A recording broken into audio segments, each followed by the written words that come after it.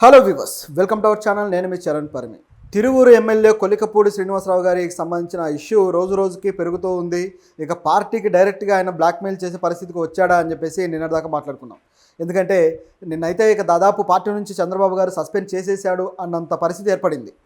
ఆ స్థాయిలో పార్టీ మీద ఆయన చేస్తున్న వ్యాఖ్యలు కానీ ఆయన మాట్లాడుతున్న పద్ధతి కానీ ఉంది.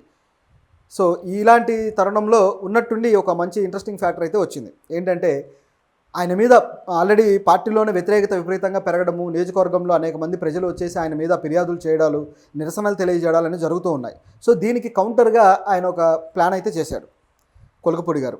ఆ ప్లాన్ ఏంటంటే సేవ్ తిరువూరు అని చెప్పేసి ఆయన ఒక పెద్ద ర్యాలీ చేద్దామని చెప్పేసి నిర్ణయం తీసుకున్నాడు. తన అనుచరులతోటి మొత్తం నియోజకవర్గంలో ఎంతమంది తనకు సపోర్ట్గా నిలబడ్డారో చూపించి ఒకసారిగా పార్టీకి అట్లా ఒక జలక్కిద్దామని చెప్పేసి ఆలోచించాడు. ఎందుకంటే అసలు సేవ్ తిరువూరు అని ఎవరి నుంచి సేవ్ చేయాలి? దానికి ఎమ్మెల్యేగా ఉంది ఆయనే. సేవ్ చేస్తే ఆయన నుంచే సేవ్ చేయాలి, కానీ ఇంకెవరి నుంచి చేయాల్సి వస్తుంది? అటువంటి అవసరం రాదు కదా. కానీ ఆయన ఇటువంటి ఆలోచన చేయడంతో ఒకసారిగా టీడీపీకి అధిష్టానానికి కొద్దిగా ఇరిటేషన్ వచ్చింది. ఎవరి నుంచి సేవ్ చేయాలి, ఎందుకు అసలు ఈ కార్యక్రమం? అది కూడా పార్టీ శ్రేణులు దీంట్లో పాల్గొనకుండా కొంతవరకు దూరంగా ఉన్నారు. ఎందుకంటే అసలు వ్యతిరేకిస్తున్నదే వాళ్ళు. మరి ఎవరయ్యా పాల్గొనేదంటే ఇంకెవరుంటారు? ఆయన అనుచరులు, ఆయనకు మద్దతుకు తెలుపుతున్న వాళ్ళు మాత్రమే పాల్గొంటారు. జనరల్గా ఎమ్మెల్యే కాబట్టి ఆయనకు ఉండాల్సిన మద్దతు అనేది ఉంటుంది. ఎలాగైనా సరే ఇటువంటిది పార్టీలో ఉండి ఎమ్మెల్యే ఈ విధంగా సేవ్ తిరువురు అనేది చేస్తే ఖచ్చితంగా అది ప్రభుత్వానికి వ్యతిరేకమైన యాక్టివిటీ లాగా కనపడి ఒక్కసారిగా ఒక బ్యాడ్ ఇమేజ్ అయితే వస్తుంది ప్రభుత్వానికి. సో ఇది సరైనది కాదు అని చెప్పేసి పార్టీ అధిష్టానం ఆందోళన పడి ఆయనకి చెప్పడానికి ప్రయత్నించారు. పల్లా శ్రీనివాస్ గారు, ఆయన పార్టీ అధ్యక్షుడు, ఫోన్ చేసి ఇట్లా తనకు తానే ఫోన్ చేసి మీరు ఈ విధంగా చేయొద్దు, ఇలాంటి యాక్టివిటీలు ఆపేయండి, పార్టీకి చెడ్డ పేరు వస్తుందని చెబితే కూడా కొలికపూడి ఏమాత్రం వెనక్కి తగ్గలేదట. లేదు, చేసి తీరాల్సిందే, పార్టీలో ఉన్న ఈ లుకలుకలన్నీ ఒక దారికి రావాలంటే చేయాల్సిందే అని చెప్పేసి ఆయన గట్టిగా మాట్లాడారట.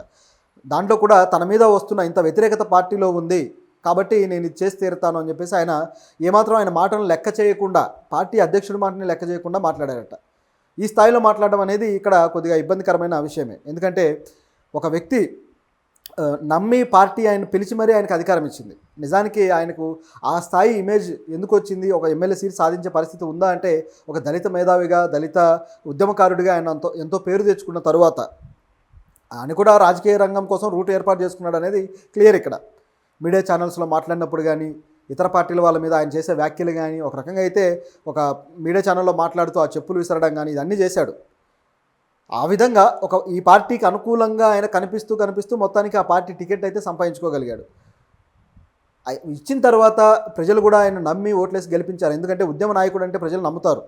అలా నమ్మి ఏదో మేలు చేస్తాడని గెలిపిస్తే ఆయన ఇక్కడ చేసినవన్నీ కూడా అంటే ప్రజల ఆరోపణలను బట్టి చూస్తే అవన్నీ కూడా చాలా ఆపోజిట్గా ఉన్నాయి.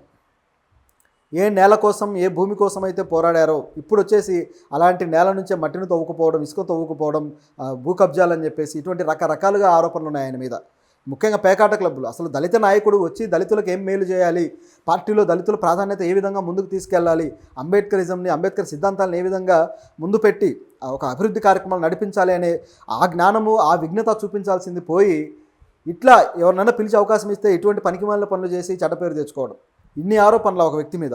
సో ఈ దళిత నాయకుల్లో చాలామంది అయితే సీట్లు, ఓట్లు, లేకపోతే అధికారాల కోసం పని చేసుకుంటూ పోవడము, లేకపోతే స్వలాభాలు, లేకపోతే ఇట్లా అధికార దుర్వినియోగం చేయడాలు, ఇవి రెండే కనిపిస్తున్నాయి.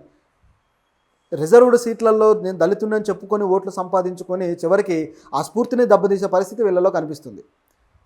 ఇంతకన్నా నీచమైన పని మరొకటి ఉండదు.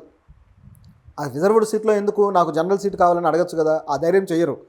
దళితులకు నేను న్యాయం చేస్తానన్నట్టుగా రిజర్వ్డ్ సీట్లోనే దూరతారు. పోనీ దూరి ఏమన్నా నిజంగానే దళితులకు న్యాయం చేసే పని ఏమన్నా చేస్తారంటే చేయరు. అసలు ఎందుకు ఈ విధంగా కొన్ని వర్గాలు ఇలా కొనారిల్లిపోతాయంటే, మేము ఈ వర్గాలకు ప్రతినిధులము, ఈ వర్గాలకు మేలు చేస్తామని వచ్చి ఆ వర్గాలను పట్టించుకోకుండా దుర్మార్గమైన ప్రవర్తన చేయడం వల్లే ఇటువంటి పరిస్థితి వస్తుంది. ఏమాత్రం విలువలు పాటించని రాజకీయం చేయడం వల్ల ఇలాంటి వాళ్ళందరినీ ఖండించాలి. అసలు ఏమాత్రం ఎంకరేజ్ చేయకూడదు. సో ఇది ఇక్కడ ఉన్న పరిస్థితి. అంటే ఎందుకు ఇట్లా చెప్పాల్సి వస్తుందంటే ఇది ఒక ఆవేదనకరమైన సందర్భం. అసలు దళితుల్లో సిన్సియర్గా ఒక దళితుడు నాయకుడిగా అవ్వడం అనేది చాలా రేర్ సందర్భాలు ఉన్నాయి. వాళ్ళలో కూడా బాగా డబ్బులు ఉన్న వాళ్ళే ముందుకొచ్చి నాయకులు అయిపోయి ఏదో అధికారాలు వెలగబెట్టి వెళ్ళిపోయిన పరిస్థితుల్లో ఉన్నారు. సో ఇలాంటి తరుణంలో ముందుకొచ్చిన వాళ్ళు కనీసం తమ కమ్యూనిటీస్ నుంచో లేకపోతే ఆ బడుగు వర్గాల నుంచో కొంతమందిని ఎందుకు అభ్యున్నతికి లేకపోతే అభివృద్ధికి తీసుకువెళ్ళలేకపోతున్నారు అంటే ఇదిగో ఇలాంటి పనుల వల్ల. సో ఇది ఇక్కడ ఉన్న పరిస్థితి. అయితే ఇక ఈయన విషయంలో చూసుకుంటే ఇక పూర్తిగా పార్టీ అయితే కొలికపూడి మీద విపరీతమైన ఫైర్లో ఉంది. మొత్తానికి ఈ చర్చలు సాయంత్రం నిన్న రాత్రి వరకు కూడా జరిగాయి. పల్లా శ్రీనివాస్ గారు మళ్ళీ ఫోన్లు చేయడాలు, ఆయనతో మాట్లాడాలు, సద్దుమణిగల ప్రయత్నాలు చేయడాలు ఇవన్నీ జరిగిన తర్వాత మొత్తానికి ఈరోజు ఆయన వీడియో పెట్టడం జరిగింది కొలికపూడి. ఆ వీడియో పెడుతూ ఏదైతే మేము ర్యాలీ చేయాలనుకున్నామో ఆ ర్యాలీని మేము విరమిస్తున్నాము అని చెప్పి, ఇది ఇక్కడ పరిస్థితి. సో ఎందుకు విరమిస్తున్నానని చెప్పేదానికి కూడా పార్టీ ఈ విధంగా కోరుకుంటుంది. సో వ్యతిరేకత వచ్చే అవకాశం ఉంది కాబట్టి ప్రజల శ్రేయస్సు కోసమే నేను విరమిస్తున్నానని చెప్పేసి ఆయన ఆ వీడియోలో చెప్పడం జరిగింది. ఆ వీడియోలో ఆల్రెడీ అందుబాటులో ఉంది, చూడొచ్చు మీరు. సో ఇది పరిస్థితి. అంటే పార్టీని బెదిరించడం కోసం ఈయన చేసిన యాక్టివిటీ మొత్తానికి కార్యకర్తలు వీళ్ళందరూ కూడా ఈ విధంగా ఆయనకు వెనకాల నిలబడి ఉన్నారు. ఆయన్ని నమ్మిన వాళ్ళు కూడా కొంతమంది ఉన్నారు కదా. సో వాళ్ళు ఆయన వెనకాల నిలబడి ముందుకు వచ్చారు ఈ ర్యాలీ కోసం. ఎప్పుడైతే ఈ విధంగా ర్యాలీ రద్దు చేస్తున్నాము, చేయడం లేదన్నారో ఒక్కసారిగా పార్టీ కార్యకర్తలు అప్సెట్ అయ్యారు. అంటే ఆయనకు సంబంధించిన ముఖ్యంగా ఆయన అనుచరులు, అంటే పార్టీకి మనం గట్టిగా మన వాయిస్ వినిపించాలి, లేకపోతే మన సత్తా ఏంటో చూపించాలి అనుకున్న టైంలో ఈ విధంగా మీరు ఎట్లా క్యాన్సిల్ చేస్తారని చెప్పేసి ఇప్పుడు కార్యకర్తలు ఆయన మీద క్వశ్చన్ చేస్తున్నారు. సో ఇది ఇక్కడ జరుగుతున్న ఒక రాజకీయ రగడ. ఇప్పటికే అక్కడ ఆయన ప్రాధాన్యత పోయింది అనేది కనిపిస్తూ ఉంది. నిజానికి అంటే తన మీద ఒక ఇన్ఛార్జిని ఎక్స్ట్రాగా పెట్టడం అనేది ఆయనకి ఇబ్బందికరమైన పరిస్థితి అవ్వడం వల్ల ఈ ర్యాలీకి దారితీసింది ఇది.